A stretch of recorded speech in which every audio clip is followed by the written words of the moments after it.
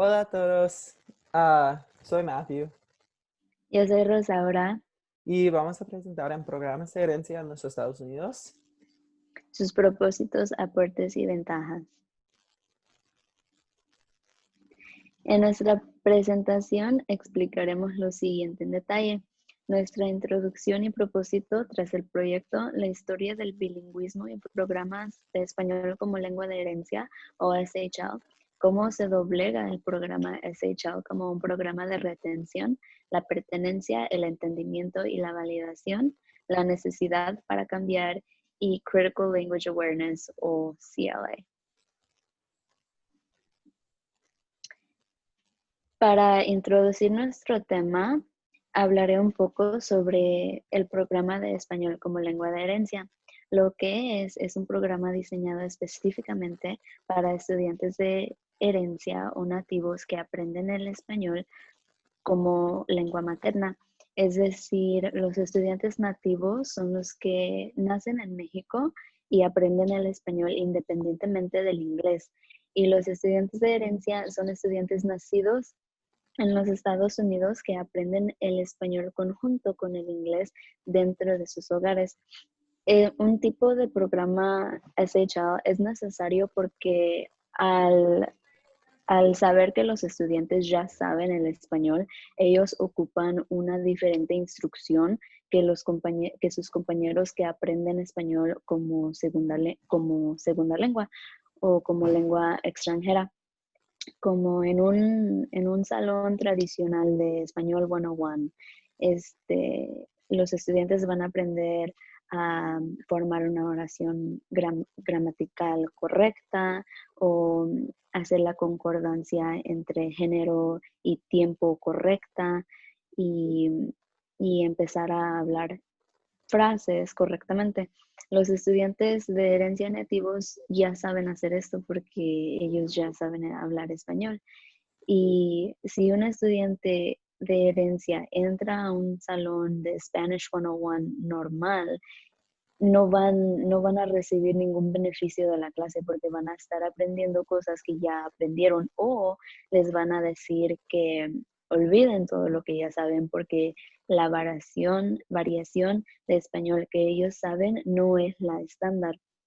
Es decir, los estudiantes nativos o de herencia van a aprender la variación del español que concuerda con la variación hablada en sus hogares. Esto va a depender de la región de los padres o de las personas que estén a cargo de los niños, y esto no va a ser uniforme ni siquiera dentro de un mismo país.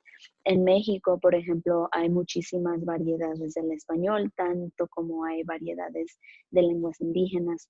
Entonces, no existe una uniformidad que entre ellos, entre los estudiantes de herencia, que sí existe en los estudiantes que aprenden el idioma como lengua extranjera, porque ellos aprenden el español de manera muy distinta a los estudiantes de herencia. Ellos aprenden el español en un salón, ellos aprenden a través de reglas gramaticales, a través de estructuras, a través de patrones, y eso les llega, eso resulta en que ellos aprenden una variación estándar de la lengua, mientras los otros estudiantes de herencia nativos no, ellos aprenden su propia variedad. Los programas de SHL son benéficos para los estudiantes porque como ellos aprenden español de manera sumamente distinta a los estudiantes de L2, ellos ocupan una diferente instrucción. La historia del tema. La historia del bilingüismo en la educación o la educación bilingüe ha sido un poco problemática o muy problemática en las últimas décadas aquí en los Estados Unidos. Ha sido problemática de manera que han existido proposiciones que tienen fin de acabar con la educación bilingüe o de formar una lengua estándar, una lengua oficial, que es el inglés, dentro de los Estados Unidos. La proposición 222 en California en 1998 fue pasada y tuvo fin de terminar con la educación bilingüe dentro de ese estado. Entonces, los estudiantes que llegaban a los Estados Unidos pequeños de 5, 4, 3 años, que no sabían hablar inglés, iban a la escuela y antes de la proposición aprendían el español conjunto con el inglés dentro de sus salones. Y cuando pasó esta proposición, eso ya no fue el caso. Cuando entraban a la escuela ya nada más aprendían inglés, aunque no sabían hablar el inglés, solamente recibían instrucción en inglés. Esta ley fue reversada en el 2016 y el programa de inglés como la única lengua, inglés como la única lengua ya fue terminado. En cambio, la proposición 203 que pasó en Arizona en el año 2000, no, esa sigue siendo vigente y se propagó con, con, con el mensaje de que Arizona iba a ser un estado de English only. Es, es lo que suena. El English Only Movement pegó tanto que es vigente hoy y es lo que suena. Es un movimiento que tiene el propósito de tener el inglés como la lengua oficial de los Estados Unidos. Y, y las personas que abogan por este movimiento lo hacen porque creen algunos que si existen otras lenguas en los Estados Unidos, aparte del español, cualquier lengua que no sea el inglés, si existe una variedad de lenguas en los Estados Unidos, esto va a resultar en el país rompiéndose en diferentes países más pequeños. Entonces, resumiendo, ellos creen que porque hay más lenguas aparte del inglés, va a resultar en el país dividiéndose completamente y haciendo pequeñas, pequeñas naciones, pequeños países dentro de sí mismo por la desuniformidad de lengua.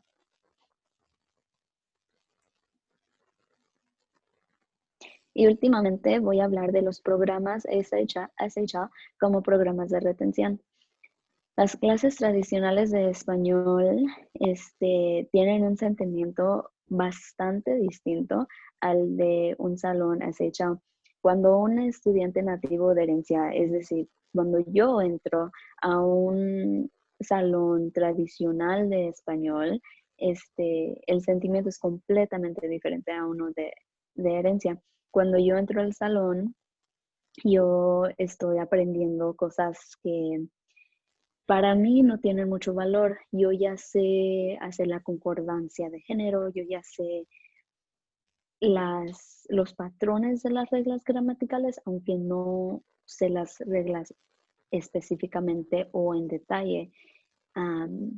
Y cuando yo entro al salón, yo veo a mi alrededor y yo no veo a caras que se asemejan a la mía. La mayoría de los estudiantes que toman estas clases son estudiantes blancos, son estudiantes que aprendieron la variación estándar de la lengua y yo soy muy consciente de que yo no sé esa variación estándar, de que mi variación es de acuerdo con lo que me enseñaron mis padres y eso es de acuerdo con la región de donde provienen.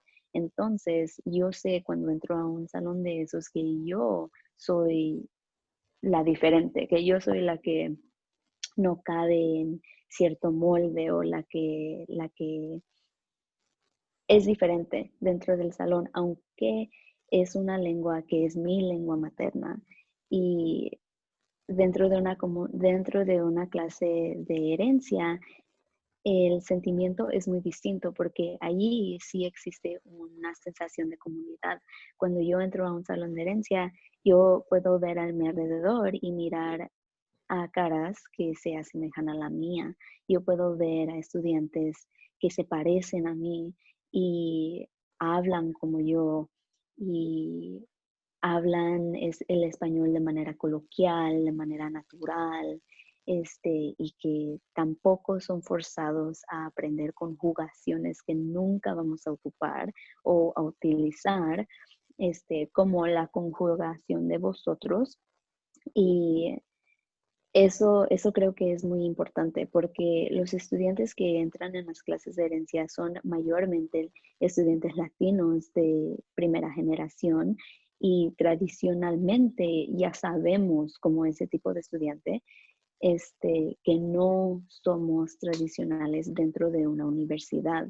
Entonces, cuando tomamos las clases de español, lo hacemos con el propósito de, por lo menos esto sí voy a entender, por lo menos esto sí voy a sentir o no voy a sentir que es algo completamente diferente a lo que ya sé.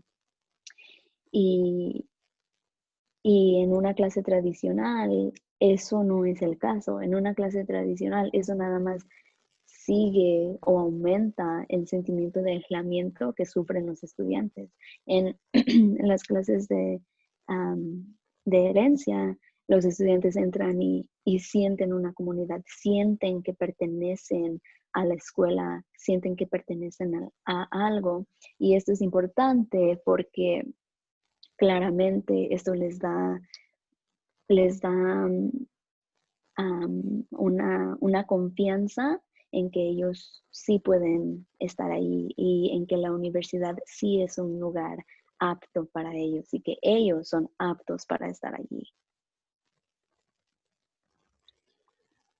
Ok, en esta parte voy a hablar sobre pertenencia, entendimiento y validación. Y la necesidad para estudiantes pertenecer en sus clases y sentir como pertenecen. Así voy a hablar sobre un estudio por Kim Potowski. Él hizo un estudio a la Universidad de Illinois. Y ella habló con estudiantes de herencia y sobre por qué ellos no toman clases de herencia o por qué ellos toman y las razones alrededor de este.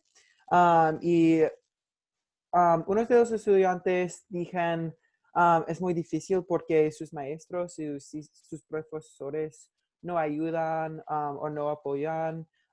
Y sus compañeras en la clase dijeron cosas como, you sound too native, or you need to be graded differently.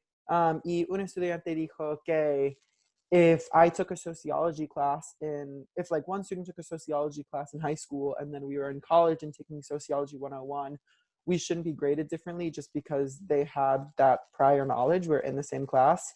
Y este es muy importante porque muchos estudiantes creen que estudiantes de herencia necesitan estar o necesitan una nivel diferente.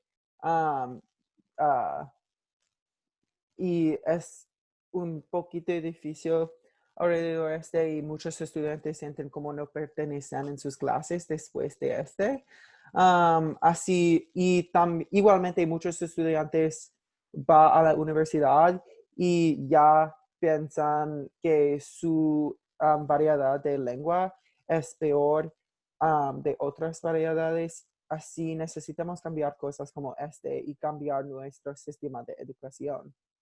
Así, ¿por qué necesitamos cambiar nuestro sistema de educación?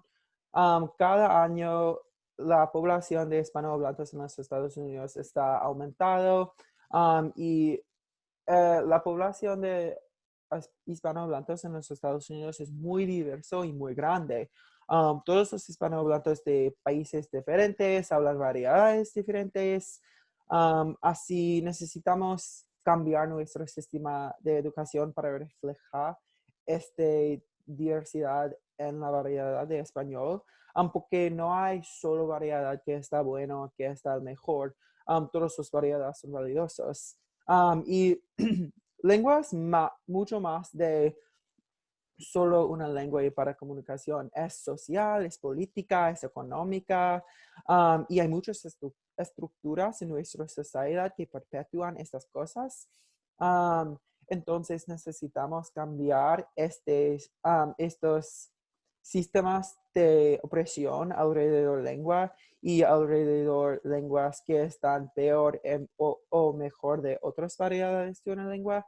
Y este es algo que es muy común en muchas lenguas diferentes. Puedes ver en inglés, puedes ver en Rusia. Hay muchas lenguas diferentes que tienes dialectos y tipos diferentes. Um, Así necesitamos cambiar esas cosas. Um, y hay muchos enfoques diferentes en nuestro sistema de educación, pero los enfoques ahorita están un poquito problemáticos. El primer enfoque es apropiado. Este es cuando estudiantes, o cuando maestros dijo a sus estudiantes que todas las variedades son buenas, pero hay variedades que están más apropiadas para situaciones y menos apropiadas para otras situaciones. Pero ese es un poquito problemático porque perpetúa la idea que hay lenguas que están mejores y lenguas que están peores.